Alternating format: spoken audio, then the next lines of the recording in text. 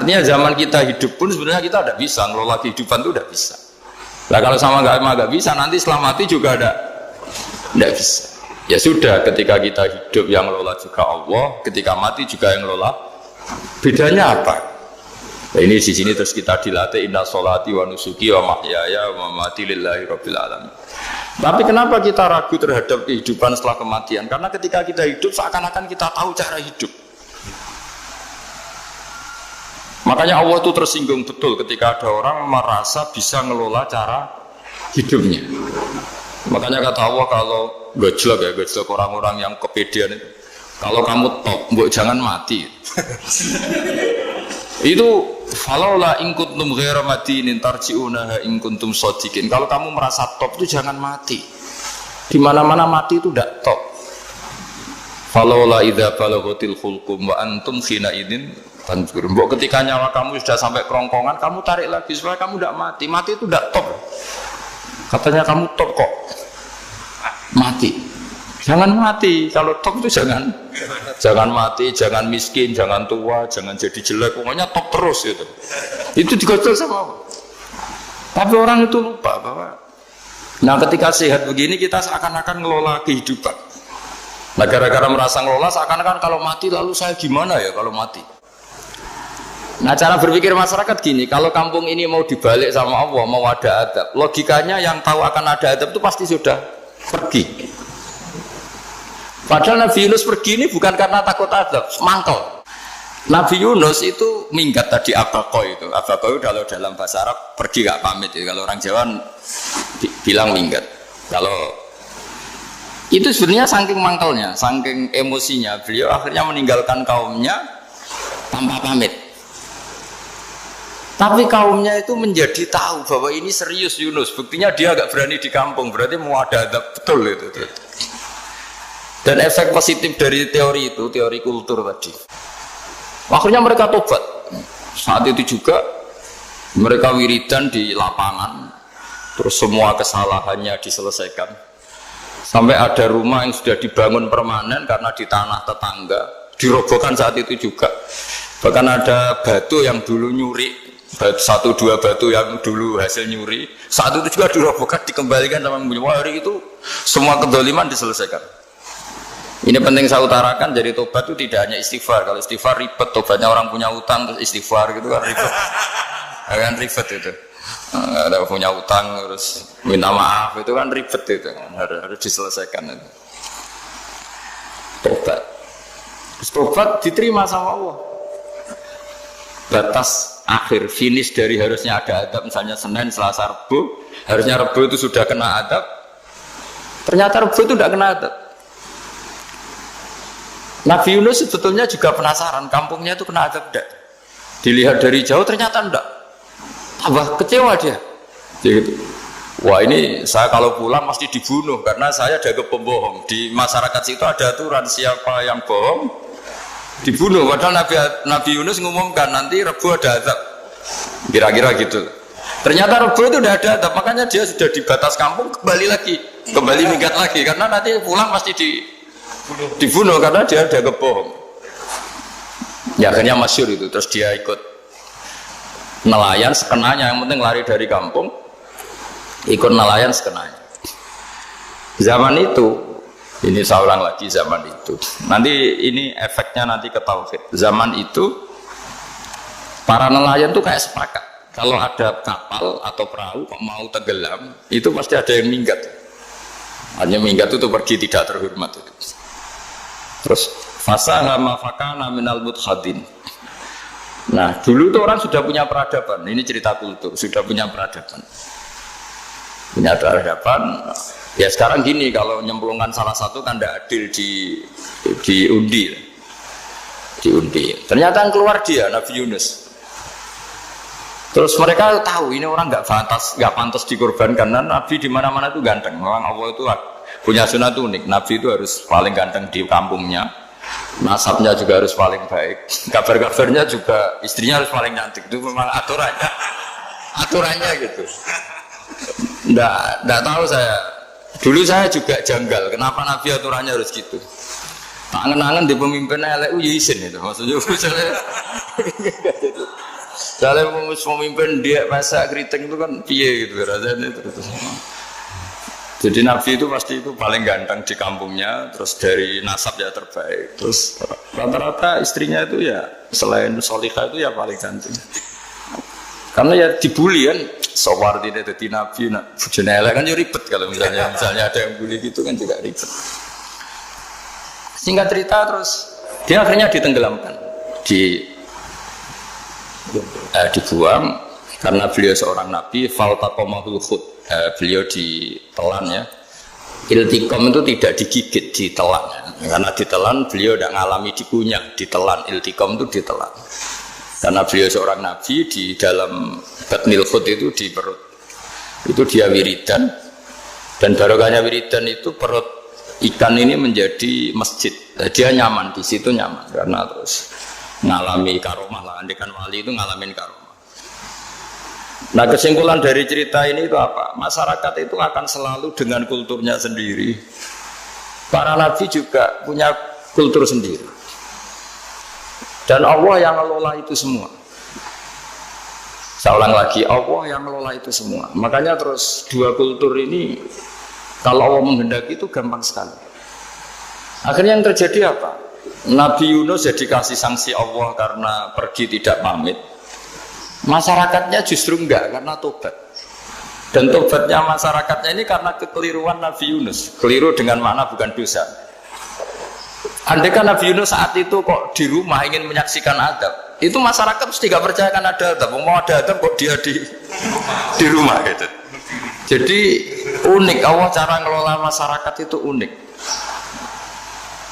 Nah dari keunikan-keunikan cara Allah ini kemudian lahirlah ilmu yang bernama ilmu tauhid, ilmu tawakal, ilmu pasrah nang pangeran itu.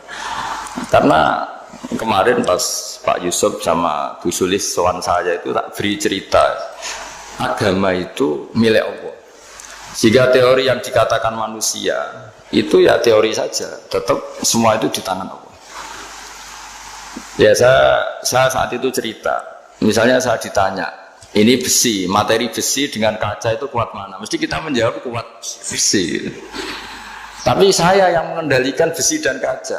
Ternyata saya punya merencanakan menghancurkan besi, menetapkan kaca ini tak simpan, akhirnya puluhan tahun. Yang ini saya rencanakan saya hancurkan gitu. Andai kan si yang menjawab tadi tahu rencana saya, mesti kuat bilang kuat kaca. Gitu. Semuanya contoh paling gampang tadi. Dinosaurus itu hewan paling kuat malah musnah. Pitik yang nggak kuat sampai sekarang. Karena Allah bikin dinosaurus itu punya rencana dihancurkan ya. Sementara ayam enggak, gue rame-rame itunya gitu. Sehingga ya sudah. Nah, agama itu seperti itu. Agama itu sesuai rencana Tuhan. Sehingga ini cerita Nabi. Sehingga Nabi itu kadang nggak tahu bedanya antara sesuatu yang punya data, punya perangkat-perangkat untuk menuju A misalnya, itu nggak tahu bedanya. Jadi kalau Nabi ditanya misalnya gini, onta itu lahir dari betinanya, dari indukannya bisa, ya bisa. Lahir dari batu, jawabnya ya bisa. Kalau dia seorang Nabi pasti jawab bisa. Jadi kalau Nabi ditanya mata air itu keluar dari bumi kedalaman 7 meter, bisa. Keluar dari sini, dari meja, jawabannya ya bisa. Karena Nabi itu saking dekatnya Allah, tahu betul bahwa perangkat di dunia ini tidak bisa mendikte Allah. Semua itu kehendak Allah. Logika yang terbangun Nabi itu sebenarnya gampang ya. Kalau kita teliti itu hanya gampang itu, sesuatu yang benar itu pasti bisa dijelaskan secara gampang. Nah ini ngaji tauhid biar tidak terlalu berteori itu. Karena kalau saya cerita uang pinter jenengan. Nah, dan saya tidak ingin pinter tentang uang. Tak beri contoh. Nah ini supaya nanti kalau sampean suatu saat meninggal ketemu mungkar nakir itu tahu cara menghadapi. Nanti tak warai tekniknya. Makanya ada cerita agama ini baik sekali. Orang bocorkan ujian nasional itu kriminal, bisa ditangkap Pak Rosidi. Tapi agama ini pertanyaan mungkar nakir dibocorkan semua kiai, itu nggak ditangkap sama mungkar nakir. Harusnya kan rugi karena ini pertanyaan. Tapi semua kiai kan sudah membocorkan. Nanti pertanyaannya di kuburan itu buka Tuhanmu siapa, agamamu apa. Itu kan sudah dibocorkan, tapi itu nggak dianggap kriminal. Sementara kita sekolah SD, sekolah SMP bocorkan soal itu dianggap kriminal. Padahal kalau harusnya boleh. Maksudnya kalau menuruti teori itu harusnya boleh kan. Wong pertanyaan mungkar nakir saja dibocorkan kan. Ada dasarnya kan? Ya tapi kan nggak ada itu. Harusnya boleh. Tapi kan terus jadi nggak ujian kalau dibocorkan itu. Artinya agama ini begitu baik. Pertanyaan yang taruhannya surga neraka saja dibocorkan. Kurang apanya baiknya agama ini? Pertanyaan sepenting itu dibocorkan dan kiai-kiai nggak ditangkap sama mungkar nakir ya udah itu. Saya ulang lagi ya supaya kita ingat fitrah salimah. Soal Anda modern monggo lah, tapi saya sebagai kiai akan ngajari kalian tentang fitrah salimah. Jadi kalau kamu itu benar-benar beragama, ini misalnya kertas, ini lempengan baja. Kalau kamu beragama kalau ditanya kuat mana, ya terserah jenengan. Karena bisa saja kertas ini aku punya niat tak simpan di arsip nasional. Baja ini tak niatkan, tak luluhkan, tak hancurkan. Sehingga kalau kita ngomong ya secara materi harus ditambah ya, secara materi kuat baja ya Allah. Tapi secara substansi jenengan ya terserah jenengan monggo. Nah, di sini yang mulai orang lupa itu karena selalu menjawab pasti kuat baja. Kata pasti ini yang akhirnya orang menghilangkan teori beragama. Berdasar logika. Berdasar logika. Nah akhirnya para nabi, para wali itu ditanya. Saya punya kitab karangannya Abdul Hamid, orang alim. Kitab itu dulu saya ngaji lama sekali, sampai sekarang saya pelajarin. Manusia itu dijebak hukum adat, padahal adat itu ya tidak terlibat. Misalnya kalau ada telur jadi ayam normal gitu. Ya tadi indukan unta melahirkan unta normal itu, indukan sapi melahirkan sapi normal.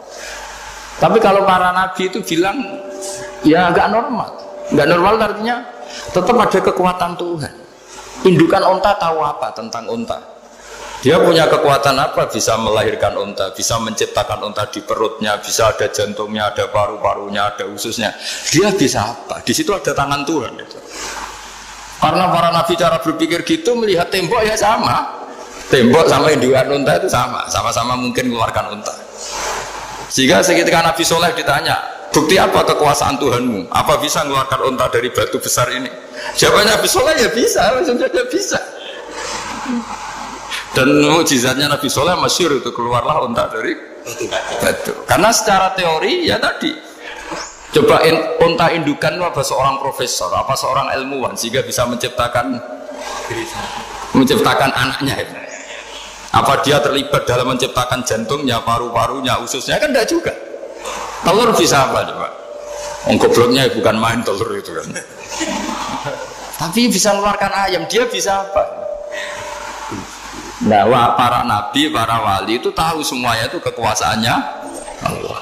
Nah, kalau karena kekuasaan Allah bedanya apa dengan tembok? Makanya Nabi Muhammad ketika di padang pasir, semua sahabat bingung nggak ada air, ya Nabi santai aja. Ini gimana Nabi nggak ada air, nanti orang mati kehausan. Nabi ya santai aja. Kamu ingin air katanya? Iya. Nabi nunjuk apa itu ya sudah terus ada air. Ada yang keluar dari jemarinya, ada karena Nabi itu nggak tahu bedanya antara ini mungkin dan tidak mungkin tuh nggak tahunya itu ya semuanya itu Allah. Kalau kamu kan nggak, wah daerah gini nggak mungkin ada air. Ini kan padang pasir. Air itu biasanya di daerah hutan gini malah berteori macam-macam. Seakan-akan tidak ada Tuhan. Jadi kalau orang nggak bakat wali pasti berpikirnya gitu. Makanya nggak wali-wali itu memang nggak bakat karena itu kan artinya menafikan kekuasaannya Allah kan. Seakan-akan Allah tidak mampu bikin air di situ. Tapi kalau Nabi santai aja. Makanya Nabi Ibrahim ketika mau dibakar ya santai aja. Menurut beliau api bisa apa? Jadi itu meskipun hukum adat dia selalu berjalan. Normalnya api yang membakar di padang pasir, normalnya ya nggak ada air. Normalnya batu ya nggak mengeluarkan unta. Tapi kamu jangan terjebak oleh keseharian yang Anda lihat. Tetap di balik itu ada kekuasaannya Allah Subhanahu wa Ta'ala.